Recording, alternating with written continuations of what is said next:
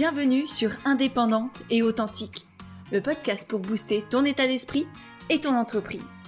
Je suis Pêche et j'accompagne les entrepreneurs à croire en elles, à développer leur activité et à garder un état d'esprit positif et motivé. Chaque mercredi, je te partage des conseils autour de l'entrepreneuriat, une réflexion de développement personnel ou encore l'interview d'une femme inspirante qui te partagera sa vision de la vie et de l'entrepreneuriat. Et on se retrouve aujourd'hui avec un épisode d'un nouveau format spécialement pour l'été. En tout cas, au moment de sa publication, ce sera l'été. De ton côté, tu es bien libre de l'écouter quand tu veux. Et du coup, dans ce nouveau format, tu vas découvrir les meilleurs passages d'un ancien épisode de podcast, ce qui te permettra de continuer à rester inspiré et à avancer tout en profitant de l'été sans avoir constamment des écouteurs dans les oreilles. Ce format sera donc plus court et évidemment, je t'ai mis l'ensemble du podcast initial dans les notes de l'épisode pour pouvoir l'écouter en entier si tu en as envie. Tu trouveras aussi dans ces notes le lien pour télécharger le guide gratuit qui t'aidera à développer ton activité et à avoir des clients tout en restant toi-même. Donc, raison de plus pour aller voir ce qui se passe dans ces fameuses notes. Et juste avant de te laisser avec l'épisode, s'il te plaît et que tu veux permettre à d'autres personnes de le découvrir pour avancer dans leur vie et dans leurs projets, n'oublie pas de le partager autour de toi, que ce soit à tes proches ou sur Instagram, peu importe. De mettre aussi un commentaire et une note sur ton appli de podcast, c'est vraiment ce qui aide le plus de monde à le découvrir. Et de mon côté, ça me permettra de te voir, de te remercier et te repartager. Bref, ceci étant dit, on se retrouve aujourd'hui pour parler d'équilibre.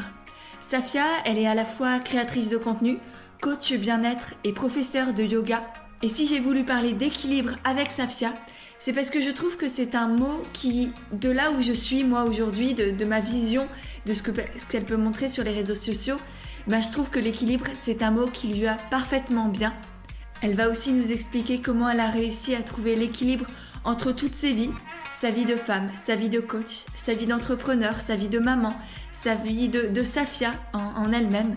Et tout ça, ça a été extrêmement enrichissant. On a parlé aussi de faire les choses à sa manière, de trouver sa propre façon de faire, mais aussi et surtout sa propre façon d'être. Bonjour Safia, merci beaucoup d'être là avec moi aujourd'hui. Bonjour, merci à toi en fait, merci de m'avoir invitée. Est-ce que pour les personnes qui ne te connaîtraient pas encore, tu peux te présenter en quelques mots de la manière dont tu le souhaites? Alors, je m'appelle Safia, j'ai 30 ans. Je suis maman d'un petit garçon qui a 2 ans. D'un point de vue social, je suis professeure de yoga, coach de santé et aussi créatrice de contenu. Moi, avec toi, aujourd'hui, j'avais envie de parler de la notion d'équilibre. Ça a été dur de trouver l'équilibre parce que pendant plusieurs mois, j'ai eu la sensation que c'était ambivalent, que c'était à l'opposé que d'être sur les réseaux sociaux, d'être ancienne influenceuse et maintenant c'est plus le terme de créatrice de contenu, même si influenceur c'est très bien aussi, et aussi d'être coach et professeur de yoga, de pratiquer la méditation, d'enseigner ça, tout ça. Je trouvais que c'était deux énergies très opposées, mais en même temps, j'ai beaucoup médité là-dessus et le confinement m'a beaucoup aidé aussi à faire la paix avec cette sensation de déséquilibre. Justement, je me suis dit, mais dans toute chose, il y a du yin et il y a du yang. Tu vois. Cette dualité, cette pseudo-opposition, elle est complémentaire et elle est nécessaire. Et c'est pas parce que je fais un métier de coach que je peux pas le lendemain créer une vidéo ou travailler pour une campagne avec une marque qui me plaît, etc. Simplement parce que nos vies, qu'on soit homme, qu'on soit femme, peu importe, elles sont à ce point-là riches. On a des centres d'intérêt qui sont très variés, on a des envies qui sont diverses. Et en fait, j'ai cette chance de pouvoir, dans mon métier, faire plein de choses différentes. Et moi je suis très vata. En Ayurveda, je suis vata, c'est l'air, tu vois, c'est vraiment, j'ai besoin que ça bouge, que ça soit varié. Et en fait, le fait d'avoir plusieurs casquettes comme ça me nourrit et ça me permet de jamais m'ennuyer. Mais c'est vrai que ça a été dur de faire la paix parce que j'avais la sensation de devoir rentrer dans une case et de devoir choisir est-ce que t'es coach et prof de yoga parce que ça fit à peu près, ou est-ce que tu continues à être sur les réseaux sociaux, à travailler avec des marques, à raconter ta vie, à faire des vlogs, etc. Sauf que c'était impossible pour moi de choisir parce que j'aime autant l'un que l'autre, que l'un ne se suffit pas à lui-même. Et c'est d'ailleurs pour ça que j'ai eu besoin finalement de devenir coach et prof de yoga parce qu'il est arrivé un moment où j'avais la sensation que mon activité sur les réseaux sociaux, elle était plus équilibrée parce que je sentais pas réellement l'utilité et je savais plus très bien à quoi je servais pour le grand tout, tu vois, pour les gens. Et je me suis dit, si je veux être utile, si je veux retrouver cet équilibre, j'ai besoin d'être utile. Et pour être utile, c'est d'être proche des gens et de les servir. Donc finalement, j'ai beaucoup cogité et j'ai beaucoup médité dessus, sans en parler trop autour de moi, parce qu'il y a cette notion de vraiment aller chercher à l'intérieur. Et j'ai fait la paix avec ça, mais c'était dur parce que si justement j'étais allée chercher à l'extérieur, on m'aurait dit non mais faut que tu sois claire, faut que ta démarche elle soit claire, marketingment parlant ça marche pas d'être sur tous ces tableaux, sauf que je vois la vie sous un autre angle moi. Je crois on peut avoir plusieurs vies en une vie. Donc je pense que ça aussi c'est important qu'on le comprenne déjà nous et qu'on le partage encore et encore parce que je pense que ça manque aussi à beaucoup de personnes. Beaucoup de personnes s'obligent à rentrer dans des cases, à avoir qu'une seule casquette, alors qu'elles rêvent de n'en avoir d'en avoir plusieurs, et ça les rend malheureuses. Ouais, et là on parle beaucoup de notre activité pro, mais ça marche aussi dans le perso, tu vois. Et ça, je m'en rends de plus en plus, enfin, je m'en suis vraiment rendu compte en devenant maman. Bah, je suis maman, j'ai la casquette de la maman, j'ai la casquette de la femme en tant que dans le couple, et j'ai la casquette de la femme en tant qu'individu unique, tu vois. Et déjà là, on a déjà plusieurs casquettes, mais sans parler forcément du boulot, et c'est très bien, et c'est juste, et il y a des moments où on va être en mode maman et donc peut-être qu'on va vouloir se mettre en basket avec un legging et on va vouloir être à l'aise pour aller courir au parc avec notre enfant. Et puis le soir, on va vouloir être en mode femme dans le couple et on va se mettre une belle robe et on va se maquiller et on va se faire belle pour notre conjoint et c'est ok et c'est juste et c'est comme ça. En fait, l'équilibre, il est dans cette diversité aussi et justement pas, je crois, dans quelque chose et je crois pas que ça existe d'ailleurs, de quelque chose de complètement monotone où on est toujours pareil. Je crois qu'on a tous hommes et femmes, besoin de cette variété pour soutenir l'équilibre qui est déjà dans toute chose avec le yin et le yang. En fait, c'est juste ça. Est-ce que tu as réussi à trouver cet équilibre aussi? Parce que tout à l'heure, on parlait, comme tu l'as dit, beaucoup de notre vie pro. La vie perso, pro, comment tu la gères? Mais est-ce que tu aurais des petits conseils? Parce que je pense qu'il y a beaucoup de mamans aussi ou de futures mamans qui nous écoutent. C'est beaucoup plus simple maintenant que je suis maman qu'avant. Simplement parce que ce qui compte le plus au monde, c'est mon fils. Ça s'est un peu imposé à moi de manière, mais c'est très positif. C'était très naturel de se dire, ok, mon fils est là, donc je peux plus travailler de 8h à 22h. Non, ça n'existera plus ces journées de folie où on a tellement de choses, on a envie de faire tellement de choses qu'on s'arrête plus. Je vais devoir vraiment être plus cohérente sur mes horaires de travail pour vraiment équilibrer le boulot et la vie perso parce que j'ai envie de passer un temps de qualité avec mon enfant. Et j'ai appris au fur et à mesure à faire la paix avec ça, mais ça a pris du temps aussi. C'était de me rassurer moi-même, de rassurer mon propre enfant intérieur, de te dire, OK, t'as plus la disponibilité que tu avais avant pour toi-même, mais c'est OK en fait. Tu peux faire moins, mais faire mieux. Je veux que mon fils, il me voit vivre et pas tapoter sur un clavier. Donc, ça a été ça. Et puis, j'ai aussi appris à me comprendre et à faire la paix avec le fait que c'était OK de pas travailler 10 heures par jour ou 8 heures par jour parce que en faisant le métier que je fais, je peux pas, en fait. Je peux pas être disponible pour les gens si je suis 10 heures par jour sur mon écran ou à donner des coachings 10 heures par jour. C'est pas possible. Parce que je pourrais pas avoir l'énergie nécessaire pour les prochaines personnes et donc être à la hauteur de ce qu'ils attendent. Donc, c'est OK de travailler que 4 ou 5 heures par jour et de passer le reste de mon temps disponible à lire, à écrire, à méditer, à faire du yoga, à sortir, à voir mes copines, à trouver un truc, faire d'autres activités qui réellement me nourrissent et me permettent de, de garder cet équilibre encore une fois. C'est hyper inspirant parce que je dois ressembler peut-être à la Safia d'avant, à vouloir faire plein de choses, avoir plein de projets, être tout le temps dans l'action, dans le faire et oublier parfois un peu d'être. Est-ce que du coup, tu regrettes d'avoir été comme ça? Non, je regrette pas et je crois que c'est bien de passer par là. Je crois que c'est bien. Je pense que j'en serais pas là professionnellement si je m'étais pas mis des gros coups de pied aux fesses les 5 premières années de ma carrière professionnelle, 6 premières années, tu vois. Parce que c'est là où tout commence, c'est là où tout se lance. Donc, tu es obligé d'être dans cette énergie yang pour en revenir aux énergies. Et aujourd'hui, je suis plus dans quelque chose de yin parce que c'est instauré et je veux l'entretenir. C'est juste que si on reste tout le temps dans cette énergie du faire et de réaliser et d'aller et de pushy, il y a un moment où breakdown et tu n'y arrives plus et tu fais et au niveau de ton anxiété, de ton stress, ça atteint des niveaux qui sont tels que tu ne peux plus avancer. Et c'est ce qui m'est arrivé finalement. Je suis aussi tombée dans des périodes d'espèce de burn-out où tu peux plus et où tout te dégoûte, où t'as plus envie de rien faire ni dans ton travail ni dans ta vie perso. Il y avait qu'une chose qui m'intéressait, c'était de faire du yoga. Donc j'y allais tous les jours au studio, pam, pam, pam. Il y avait que ça qui me nourrissait et de bien manger aussi. Il y avait que ça et tout le reste, j'avais plus goût à rien et j'avais plus envie de faire mon métier. J'étais de mauvaise humeur. Enfin vraiment, c'était dur parce que je m'étais pas écoutée et j'avais pas senti que là, ok, là maintenant il est temps de. C'est un peu comme une voiture, tu vois. Au début, tu appuies vachement fort sur l'accélérateur et puis au bout d'un moment, tu trouves ton rythme de croisière et hop, c'est bon, on se relâche un peu, tu vois. Là, c'est pareil. Si tu appuies trop sur l'accélérateur longtemps, je veux dire, à un moment, le moteur, il va claquer.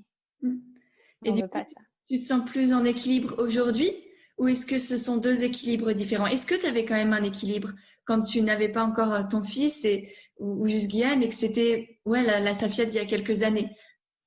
Je me sentais pas en équilibre. Pas du tout. Ouais. Parce qu'il n'y avait pas les 5 premières années de ma carrière pro ou 6. Ouais, les 6. Jusqu'à ce que mon fils arrive, ça a été un gros chamboulement dans ma vie. Mais disons que les 6 premières années de ma carrière professionnelle, il n'y avait pas une année où j'avais pas un ou deux moments de down très très fort pour X ou Y raison. Ouais. Et donc c'est bien que aujourd'hui j'ai encore des moments de doute. Ça y est, c'est pas de ça dont je parle. C'est vraiment les downs, c'est des périodes où tu veux tout arrêter et tu es convaincu que tu vas tout arrêter et qu'il y a que ça qui peut te sauver et où je disais à Guillaume non mais là je vais arrêter et puis je vais reprendre un travail normal, je vais aller toquer à la porte des magasins de fringues et je vais retourner vendre des fringues comme je faisais quand j'étais étudiante, tu vois. J'en étais convaincue que c'était ça que je voulais. Je voulais mon petit CDI avec mes vacances, mes congés payés, mon salaire fixe, quitte à ce qu'il soit beaucoup moindre que ce que je gagnais aujourd'hui. Enfin, à l'époque, je m'en fichais parce que je voulais plus faire ce que je voulais, ce que je faisais. Donc, je me sentais pas en équilibre et j'ai pas la sensation, même avec le recul, que ce fut qu'il y ait eu un équilibre à un moment ou à un autre. D'accord. Et comment tu faisais dans ces périodes de down? Parce que je pense que n'importe quelle personne, être humain, en a encore plus quand on est entrepreneur parce que au-delà des doutes du quotidien, parce que tout est sur nos épaules et que le salaire, on ne sait pas combien on aura à la fin du mois, donc c'est toujours très, très délicat. Mais il y a effectivement, je pense qu'on connaît tous ces périodes, où tout s'écrase et tu as envie de juste tout abandonner parce que mine de rien, c'est plus simple parfois d'abandonner que de s'accrocher. À l'époque, je gérais pas très bien. Je gérais pas très bien. J'étais plutôt du genre à me morfondre, à pleurer. Je me suis égarée parce que j'ai pas cherché à comprendre ce que je voulais moi. Et donc aujourd'hui, avec le recul, je trouve qu'elle est là la réponse. C'est quand on est dans des moments de down et si ça doit m'arriver à nouveau, je crois que la première chose que je ferais, ça serait de m'isoler en fait et d'aller me reconnecter à moi-même. C'est un truc. On est des animaux un peu sauvages quand même, donc on a besoin de cette solitude à un moment ou à un autre. Et si ça devait m'arriver à nouveau, du coup, j'irais prendre 2-3 jours toute seule. Je me louerais un petit truc dans la campagne, au calme. Je laisserai notre fils Guillaume sans problème. Ils seraient très contents tous les deux ensemble. Et juste, j'irais me reconnecter à moi, me couper des réseaux sociaux, parce que c'est ça aussi. C'est que pendant ces périodes de down, tu scrolles. Et en fait, tu regardes ce que font les autres et tu crois que leur vie est parfaite. Et tu dis, ah tiens, elle a fait ça, je vais essayer de m'inspirer et puis mélanger avec ce que celle-là aussi a fait. Ça a l'air trop bien. Je vais faire un espèce de mix de une telle et une telle. Sauf que tu n'es pas un mix de une telle et une telle. Tu es juste toi. Donc, si à aucun moment tu viens te poser la question de, OK, mais qui je suis? Et que juste tu te dis, je suis un mix de ces deux-là, bah non, en fait, ça mène à rien et tu vas à nouveau retomber. Donc, je ferais ça, j'irais m'isoler, couper des réseaux sociaux, j'écrirais, je méditerais, je mangerais bien, ou pas d'ailleurs, on a le droit de manger de la merde si on a envie de manger de la merde. Mais juste répondre à mes besoins, quoi. Mm-hmm. Et aujourd'hui, que tes besoins, ce serait quoi? Comment tu gères, par exemple, une journée ou une semaine de Safia Ayad? Donc aujourd'hui, moi, je travaille beaucoup le matin. Donc, en général, je me lève avant tout le monde. Je me lève vers 6 heures, histoire d'avoir au moins 1 heure, 1 heure et demie tranquille, ou à travailler ou à faire des trucs pour moi. Mais j'aime bien, en général, travailler à cette heure-là. Puis, je reprends vers 9 heures, quand mon fils est à la crèche. Et j'arrête en général vers 14 heures. Donc, ça me fait 5-6 heures de travail par jour, ce qui est pas peu en soi, mais c'est bien parce que dans ces 5-6 heures, je varie beaucoup. Et à partir de 14 heures, je sais que j'ai 2 heures et demie avant d'aller chercher mon fils pour faire d'autres choses, plus créatives, plus posées, ou si j'ai envie d'aller voir des copines, ou si j'ai envie d'aller me promener, et en fait, ça me permet aussi de faire la rupture entre ma vie d'entrepreneur et ma vie de maman. Bon, même si j'ai qu'une demi-heure, c'est déjà très juste. Parce que sinon, j'arrive avec toutes mes idées de boulot à la crèche pour aller chercher mon fils et là, je suis pas connectée à lui et ça marche pas.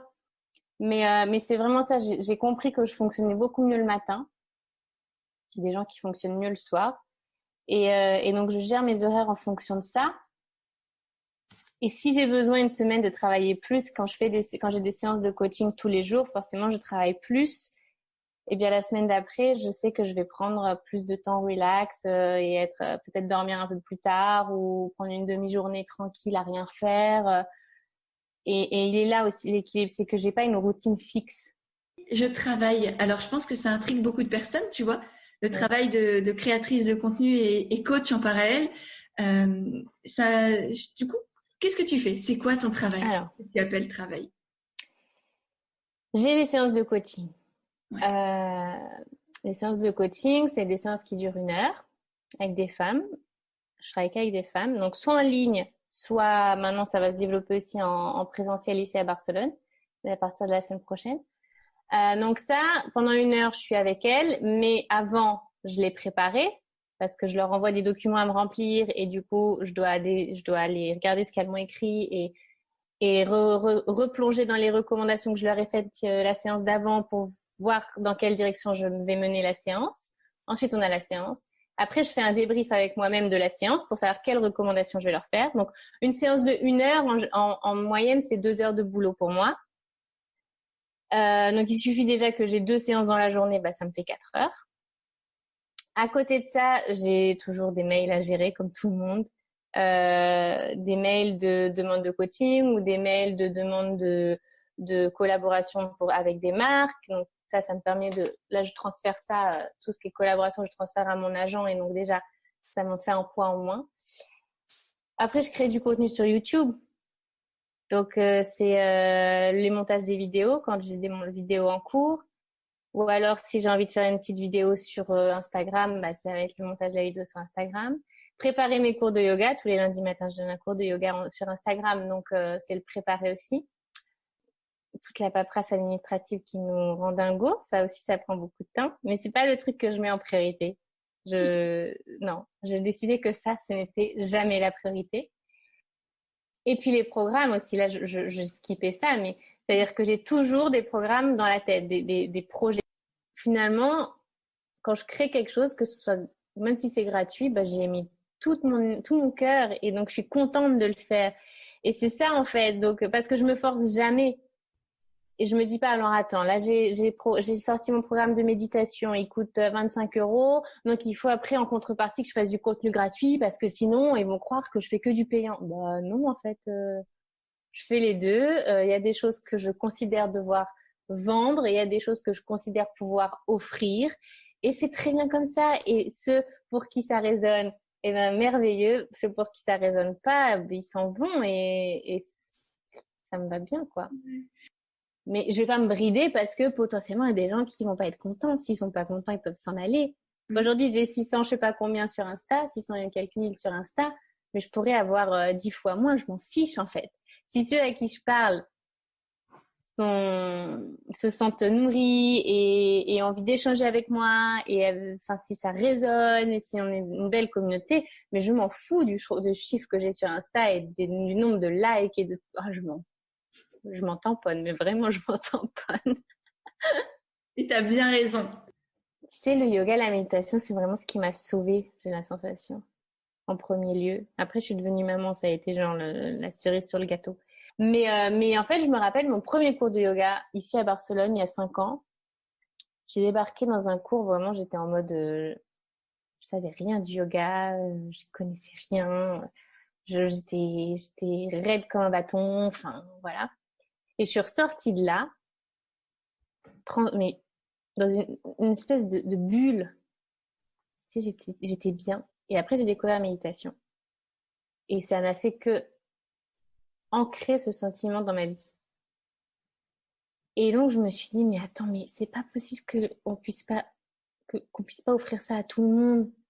Tu vois, c'est pas possible. Enfin, les gens ont besoin de ça. Il y avait une espèce de mission là où je me disais, mais les gens ont besoin de savoir méditer. Sauf que quand tu dis, je pourrais méditer, il y en a plein, ils savent pas par où commencer. Ça fait flipper. C'est difficile de méditer. C'est par où je commence? Comment, ça veut dire quoi méditer? J'arrête de penser. Quand je suis en coaching, il y en a certaines qui n'ont jamais médité et qui me disent, mais moi, je sais pas arrêter de penser. Mais évidemment que tu sais pas arrêter de penser. Personne ne sait arrêter de penser.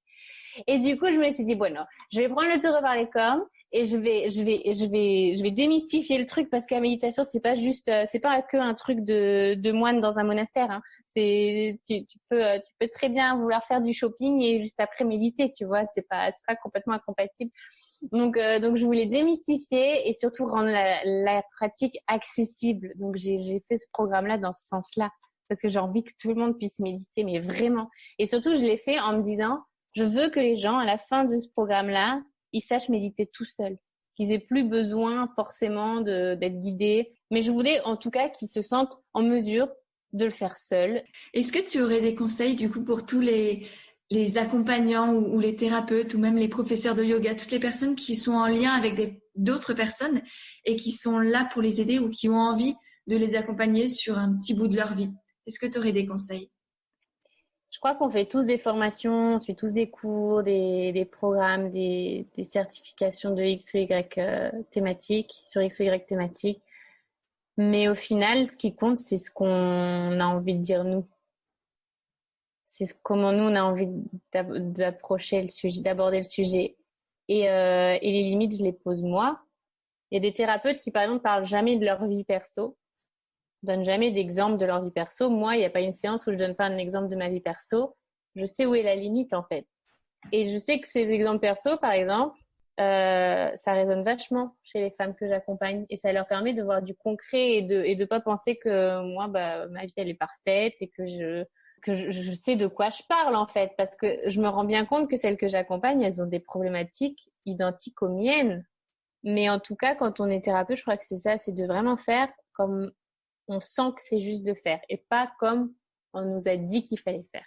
Ouais, pas forcément comme on nous l'a appris. C'est pas parce qu'on nous a dit des choses que c'est la réalité et que ça va nous convenir, que c'est juste pour nous. C'est trouver, comme tu l'as dit, nos propres limites et bâtir nos propres règles et accepter de les changer parfois. Parce que c'est pas parce que c'était juste à un moment donné, quand on a commencé par exemple, que ce sera juste, je sais pas, 6 mois, 1 an, 3 ans après. Donc ça aussi, je pense que c'est important de se redonner de la liberté à soi-même. Complètement, mais ça passe aussi par... on en a parlé un peu au début, cette histoire des réseaux sociaux, on a l'impression qu'il faut ressembler à un tel ou une telle parce qu'elle fonctionne. Ouais. Des coachs, il y en a plein sur les réseaux sociaux.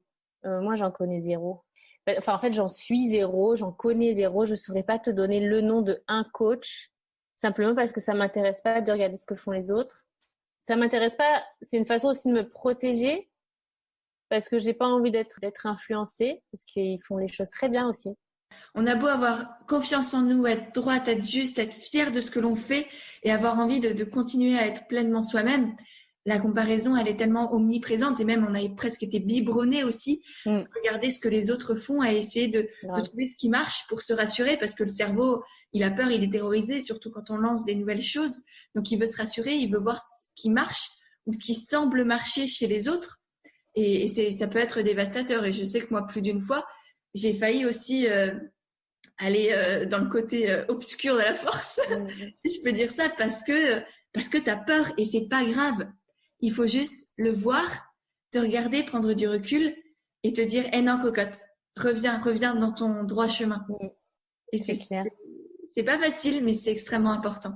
Moi, je vais t'apprendre à t'écouter, à voir ce qui est juste, ce qui est aligné pour toi, ce que tu as envie d'apporter au monde, à qui tu as envie de l'apporter, comment tu peux l'apporter. Mais moi, ce qui m'intéresse, c'est toi. Qui ou quoi t'inspire? Ou plutôt qui, parce que c'est toujours chouette d'avoir des personnes, d'autres personnes qui peut-être suivent quand même sur les réseaux sociaux. Ou... Pro, non, parce que j'ai vraiment la sensation qu'on ne sait pas. On ne sait pas ce qui se passe dans le pro. C'est une image qu'on se fait des gens. Ouais, et c'est déjà une image qui nous renvoie, qu'ils ont envie de nous renvoyer. Donc, et ensuite, nous, on est biaisés. Enfin, il y a plein de biais partout. C'est qu'est-ce que eux, ils ont envie de nous montrer. Donc, déjà, ça, c'est biaisé. Et en plus, qu'est-ce que nous, on voit de ça. Ça n'a plus rien à voir avec la réalité. Et c'est traître. Enfin, ça peut être... Du coup, ça m'inspire pas. Je regarde des choses, mais encore une fois, tout ce que je regarde sur les réseaux sociaux, c'est des choses qui ont vraiment rien à voir avec ce que je fais. Encore qu'il y a des exceptions, parce que la semaine dernière, j'ai écouté un podcast avec Jonathan Lehmann, tu vois, et je me sens relativement proche de son univers, mais c'est rare. Ça, mes 3 indispensables. Un cahier, un stylo, mon aspirateur Dyson. Et pas n'importe lequel. Ouais, parce que j'ai toujours eu que celui-là en aspirateur à main, mais un aspirateur à main et la méditation. Ouais. D'accord. Merci Safia. Et pour finir, la dernière question, c'est qu'est-ce que pour toi l'authenticité?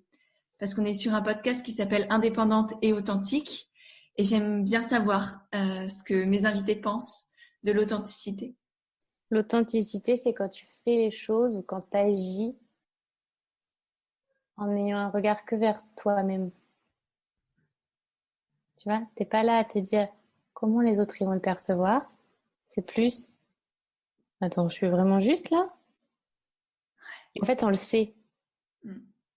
Des fois, on a des comportements où on se dit oula, c'était bizarre ça, c'était pas trop moi.